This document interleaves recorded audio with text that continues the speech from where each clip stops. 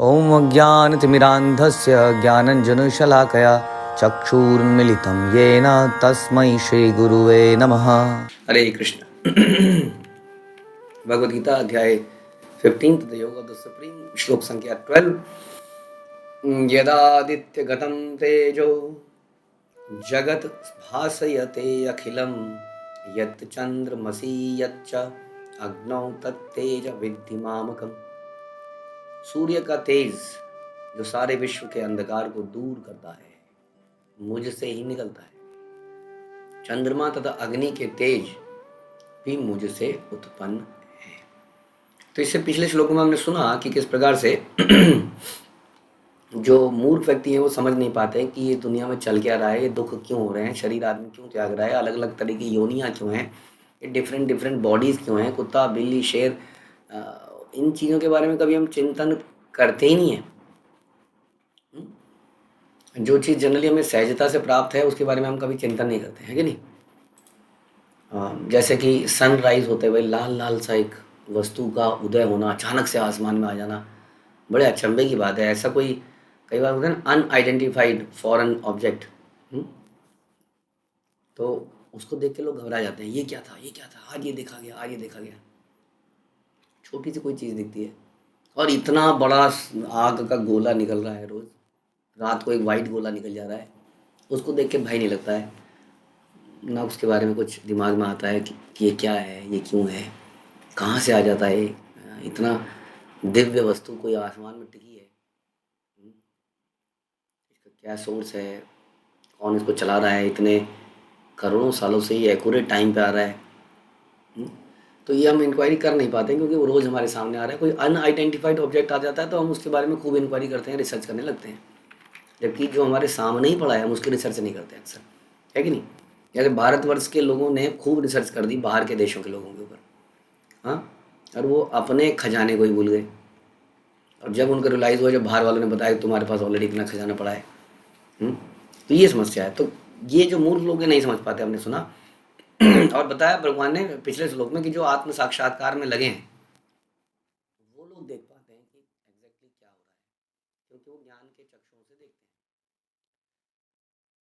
तो वो देख पाते हैं। लेकिन बताया कि जिनके मन विकसित नहीं है वो ये नहीं देख पाते। क्या नहीं देख पाते, वो बता रहे ये नहीं देख पाते कि सूर्य का तेज जो सारे विश्व के अंधकार को दूर करता है मुझसे निकलता है। वो सूर्य को देखते हैं, वो सूर्य के पीछे के सोर्स को नहीं देख पाते, है ना। अक्सर ऐसा होता है ना, अज्ञानता के कारण।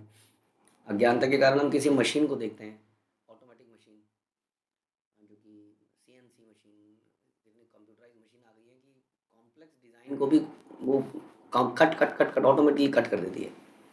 तो हम लोग उसके पीछे के प्रोग्राम को ना तो देख पाते हैं ना समझ पाते हैं, हमारी बुद्धि नहीं है। ऐसा तो नहीं है कोई जादू से वो मशीन चल रही है।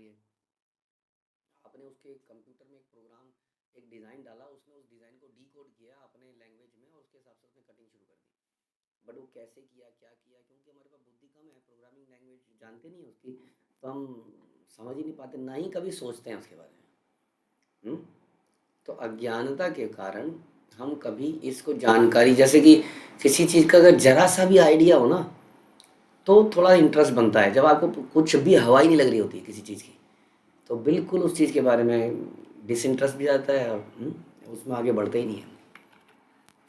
तो इसलिए जो व्यक्ति यहाँ पे हमने डिस्कस किया, जो व्यक्ति मूर्ख है, जो आत्म साक्षात्कार में नहीं लगा हुआ है, वो ये नहीं देख पाता है कि सूर्य का तेज कहाँ से आ रहा है। सूर्य के ऊपर तो वो रिसर्च कर देगा, उस पर भी कर देगा चलो, लेकिन उसको कहाँ से हो रहा है उसके ऊपर कोई रिसर्च। जैसे प्रभुपाद अक्सर बोलते थे कि आपने बोला हाइड्रोजन और ऑक्सीजन को मिलाते हैं तो जल बनता है, ठीक है आपने रिसर्च कर दी, बट ये तो बताइए कि इतना विशाल जो ये समुद्र है और इतने जो समुद्र हैं, इतनी हाइड्रोजन इतनी ऑक्सीजन कहाँ से आई।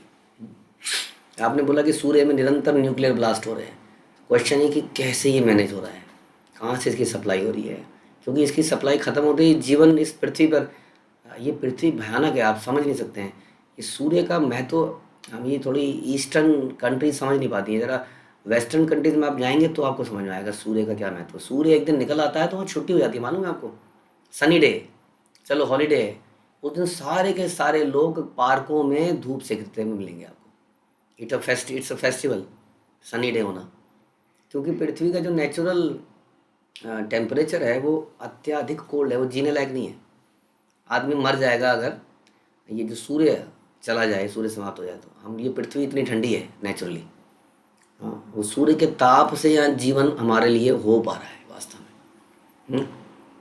तो इस चीज़ की सोच हमारे अंदर नहीं है, हम सोच नहीं पाते इस चीज़ को। जो चीज़ हमारे जीवन में है उसका क्या महत्व है हम नहीं सोच पाते हैं। हाँ, तो ये है अज्ञानता। जैसे हमारे बच्चे हैं, कई बार बच्चे माता पिता के महत्व को समझ नहीं पाते कि उनके जीवन में क्या महत्व है। कभी वो जब खुद माता पिता बनते हैं तब उनको समझ में आता है कि ओ, ये सब चीज़ों में they must have undergone all those things, then they realize sometimes. But जो शास्त्रों की नज़रों से चीज़ों को देखता है, वो सब चीज़ें शास्त्रों के अनुसार देखता है और रियलाइज़ करता है। जैसे शास्त्र भगवान और गुरु के बारे में बहुत कुछ बताते हैं, है ना। हम बहुत सुनते हैं यस्य प्रसादात भगवत प्रसाद हो, तो वो अच्छा गुरु को ऐसे देखना है, अच्छा ऐसे देखना है, नहीं तो साधारण मनुष्य लगता है। वैसे भगवान है तो मूर्ख व्यक्ति भगवान के बारे में इतना नहीं सोच पाते, अंदर तक नहीं जा पाते। बताते हैं कि सूर्य का तेज जो सारे विश्व के अंधकार दूर करता है मुझसे निकलता है। अगर आप भगवान को जानते नहीं, कई सारे लोग भगवान को जानते हैं लेकिन उनको अगर इस प्रकार से नहीं जानते, इति मत्वा भजन्ते माम, इसलिए बोलते हैं अहम सर्वस्व प्रभवो मत्ता सर्वस्व प्रवर्तते इति मत्वा भजन्ते माम बुद्धा भाव समन्विता। वो व्यक्ति बुद्धिमान है जो अभी हम चर्चा कर रहे हैं। जो मूर्ख है वो तो नहीं समझ पाएगा, लेकिन जो बुद्धिमान है वो किस मत से मुझे जानता है, इति मत्वा, कि अहम सर्वस्व प्रभवो, I am the source of everything, material and spiritual everything. इस भाव से भगवान को जानना ये बड़ा ज़रूरी है। क्योंकि ज्ञान के बाद प्रेम होता है तो उस प्रेम का कुछ आनंद ही कुछ और है। वरना कई बार प्रेम है और आज है और कल नहीं है। ये तो हम गोपियों के भाव को तो चर्चा नहीं कर रहे हैं यहाँ पर, लेकिन हमारे लेवल पे वो ज्ञान होना बड़ा ज़रूरी है। इसलिए भागवतम के पहले 9 कैंटो बड़ा ज़रूरी है, 10वां कैंटो पढ़ने से पहले, कि एक साधारण लला नहीं है, कृष्ण लला, कन्हई, मुरलीधर, ये बहुत कुछ है। ये समझना पड़ेगा हमको। हाँ, इसलिए अहम सर्वस्व प्रभु, ये आई am the source of all the things, all the material things and the spiritual things. इस भाव से मुझे जो जानता है, यो में वेति एवं यो वेति तत्वतः, इस प्रकार से मुझे तत्व रूप में जानता है कि आई एम द क्रिएटर, मैं ही वो परमात्मा हूँ जो सबके हृदय में बैठा हूँ, मैं ही वो ब्रह्म हूँ जो हर कण में व्याप्त हूँ, और मैं ही वो भगवान हूँ जिसको कृष्ण कहते हैं, श्याम सुंदर कहते हैं। इति मत्वा भजन्ते माम, वो व्यक्ति बुद्धिमान है। इसलिए बता रहे हैं, भगवान बड़ा क्लियरली लिख रहे हैं इसलिए कि मैं किसकी बात कर रहा हूँ। क्या नहीं समझ पाते हो? कौन है जो मूर्ख है? वो क्या नहीं समझ पाते? वो ये नहीं समझ पाते कि संसार में, प्रभुपाद लिख रहे हैं कि सूर्य, चंद्रमा, अग्नि, अगर ये सब चीज़ें हट जाएं तो हमारा जीवन ना चले। चंद्रमा जो है वनस्पतियों को जीवन देता है, उनको मिठास देता है, जिसके कारण वनस्पतियों में स्वाद आता है। सूर्य तो सभी कुछ देता है, बहुत कुछ देता है। उसके बाद बची कुची चीज़ अग्नि, वो भी भगवान के द्वारा ही हमें प्राप्त है, पंच तत्वों में से। इस अग्नि से ही हम न जाने क्या क्या करते हैं। इन्हीं चीज़ों को इस्तेमाल करके, इन्हीं को मैनिपुलेट करके, इनको कन्वर्ट करके हम इलेक्ट्रिसिटी जनरेट करते हैं, हम पावर जनरेट करते हैं, और न जाने कौन कौन से कार्य करते हैं। तो ये सारी शक्तियाँ, इसलिए कहते हैं ना कि साइंस लोग जो पढ़े हैं वो कहते हैं एनर्जी कैन नॉट बी क्या developed, it can be channelized from one source to another source. हम एनर्जी को बनाते नहीं हैं, है ना। एनर्जी को जस्ट हम किसी प्रोसेस से उसको जनरेट करते हैं, इसलिए जनरेटर कहते हैं ना उसको हम, not the producer. We can not produce energy, क्योंकि इसका मतलब एनर्जी ऑलरेडी एनर्जेटिक ने क्रिएट करी हुई है, अलग अलग चीज़ों में सुप्त अवस्था में है। जैसे कि एक लकड़ी के अंदर अग्नि दिखती नहीं है लेकिन उसके अंदर अग्नि है। जब उसको जलाते हैं तो वो अग्नि प्रकट रूप में आ जाती है, इतनी तेज़ी से जलती है ना। जैसे मिट्टी का तेल है, मिट्टी के तेल में कहाँ पानी है, तो पानी, अग्नि। आप दूर से पेट्रोल में कितनी दूर से आग पकड़ लेता है वो। तो अग्नि इस एनर्जी है, अलग अलग रूप में एनर्जी सुप्त अवस्था में। तो एनर्जी वो एनर्जेटिक ने डाली हुई है, बनाई हुई है, हम जस्ट उसको एक सोर्स से दूसरे सोर्स में डालते रहते हैं। तो इस तरह समझना पड़ेगा। जो इस प्रकार से समझता है वो बुद्धिमान व्यक्ति है। इसलिए भगवान को केवल जन्माष्टमी में उनके मंदिरों में चले जाना और उनके पालकी को हिला देना कई लोग, लेकिन वो ये नहीं समझ पाते। ऐसे कई लोग आजकल हमारे को क्वेश्चन कर रहे हैं इस सनातन धर्म के ऊपर कि तुम्हारे 33 करोड़ देवता हैं। मूर्ख हैं वो लोग, हाँ, इसके ऊपर हम जल्दी कुछ रिलीज़ करने वाले हैं कि 33 करोड़ देवता हैं तो क्या हो गया, भारतवर्ष में भी तो इतने सारे कॉन्स्टिट्यूएंस, मतलब इतने सारे एमएलएज हैं, इतने सारे एमपीज हैं। हाँ, लेकिन there is only one prime prime prime person, prime minister.